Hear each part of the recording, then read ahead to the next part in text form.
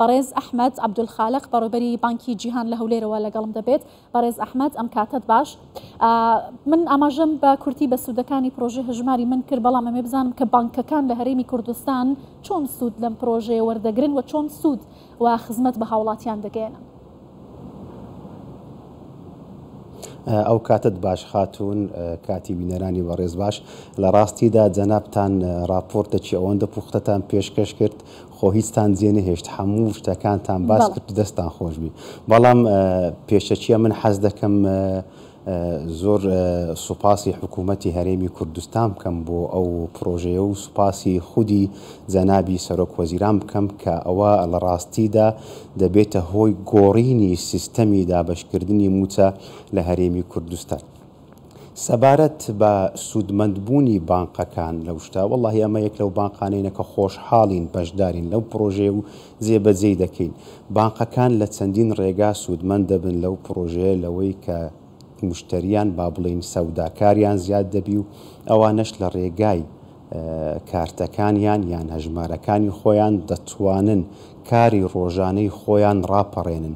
ئەوە دەستپێکەکە بۆ ئەوەی بە شێوەیەکی گەورە کارمەندانی حکوومەت یان هاوڵاتیانی هەرێمی کوردستان سوودمەند بن لە خزمەت گوزاریەکانی بانک لە ڕێگای ئەو شتانە و ئەو شتانی کە جەنابت باست کرد. بەرامبەر ئەوەش ئەو داهاتانەی یان ئەو موچانەی ئەو فەرمانبەرە بەڕێزانە لە حیسابی بانقەکان دەبن، لە ڕێگای حیسابی بانقەکان ئەوە دەبتە هۆی کە وەداعی بانقەکان زیاد بی و دوای ئەوان حیسابەکانی خۆیان بەکاربینن.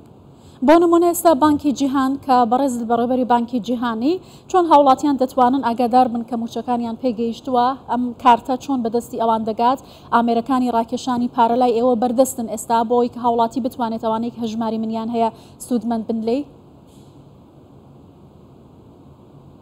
خاتون ئەگە دەرفەتم دەدەی حەز دەکەم ئەمن ینی ڕوونکردنەوەیک بدەم دەربارەی کاری بانکی. ئێستا دنیا زۆر گۆڕاوە و تەکنەلۆژیا زۆر پێشکەوتوو بووە، پێشان بانکەکان هەوڵیان دەدا لقی زۆرتر بکەن، بەڵام ئێستا لە ڕێگای تەکنەلۆژیا و لە ڕێگای ئەو ئەپلیکیشنانەی کە بانکەکان هەیە خەڵکی پێویستیان بە سەردانی بانکەکان نییە، لە ڕێگای مۆبایلەکانیان چ بە ژمارەی مۆبایلی خۆیان چ بە لە ڕێگای ئەپلیکیشنەکان ئاگادار دەکرێنەوە کەوا موچەیان لە حیسابەکانیان دابەزی. لە ڕێگای ئەو مۆبایلە دەتوانن چەندین حواڵە و شتوا بکەن لە ڕێگای ئەپلیکیشنەکەی خۆیان. هەروەها ئەگەر مەبەستیان کاش بیتن ئەو کارمەندە بە ڕێزانەی حکوومەتیان ئەو کەسانێک کە خاوەنی هەژماری منن دەتوانن بە سوودوەرگرتن لە ئەیتیئێمەکانی بانکی جیهان دەتوانن پارەکانیان ڕاکێشن کە ئێستا بەردەستە. هەروەها هەر کەسێک لە سەنتانسەری عێراق هەر لە زاخۆ تا بەسڕە ئەگەر هاتوو هەڵگری کارتی هەژماری من بێ دەتوانی لە هەر شوێنێک ئەگەر ئەیتیئێمی تێدا بوو پارەی خۆی سەحبکا و سوودمەندبی لە کاشەکەی. جگە لەوەش خۆ ئەو پرۆژەیە تەنها دابەشکردنی موچە نیە، ئەمە پرۆژەیەکی گەورەیە بۆ ئەوەی ژێرخانی ئابووری، بۆ ئەوەی ئاستی ڕۆشنبیری بانکی و دارایی خەڵکی هەرێمی کوردستان بە شێوەیەکی گشتی و کارمەندانی حکوومەت بە شێوەیەکی تایبەتی بەرزتر بکاتەوە. ئەوان لە ڕێگای ئەو کارتە خۆتەنها پارە ڕاکێشانیە، ئەوان دەبنە خاوەنە ژماری بانکی. هەموو جوڵە دارایەکانیان لە شوێنێکی تایبەت بۆیان تۆمار دەکرێت و دەتوانن هەر کاتە کۆنتترۆلی بکەن، چەندیان ڕاکێشاوە چەندیان بۆ هاتووە و دەتوانن بە مێژووی بۆ دواوە بگەڕێنەوە ئەگەر هەر وردبینێکیان ویست لەسەر حیساباتەکانی خۆیان کە تەدقیقی بکەن. بەڵێ ئەوەی کە تا ئێستا هەبووە وەکو قۆناغی تاقیکاری بەڕێزت ئاماژەت پێکرد لە بانکی جیهانیش ئێستا ئەم خزمەتگوزاریە بەردەستە، هیچ کێشەیەک لە پرۆسەکەجان نەبووە، هیچ گرفتێک نییە، توانراوە بە سەرکەوتووی تاقی بکرێتەوە. چیتر پێویستە کە بکرێت بۆی هاوڵاتی هۆشیاری زیاتری هەبێت سەبارەت بە پرۆژێ هەژماری من زیاتر خۆیان تۆمار بکەنەوە پرۆژەکە بتوانن لی سوودمەند بن؟ ئەمە زۆر خۆشبەختانە الحەمدوللا هەتا ئێستا هیچ کێشە و گرفتێکمان نەبووە لە ئەنجامدانی پرۆژەکە و ڕاپەڕاندنی کارەکان.